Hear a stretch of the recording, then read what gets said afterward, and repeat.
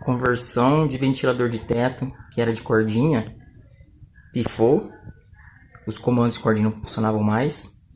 A opção foi transformar ele de comando de parede ou controle remoto. O cliente optou a opção mais barata, que é transformar por controle de parede. Já está fixado no teto. Aqui é a caixinha.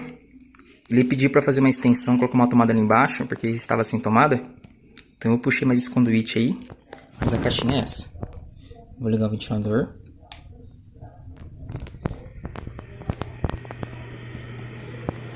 E aí está.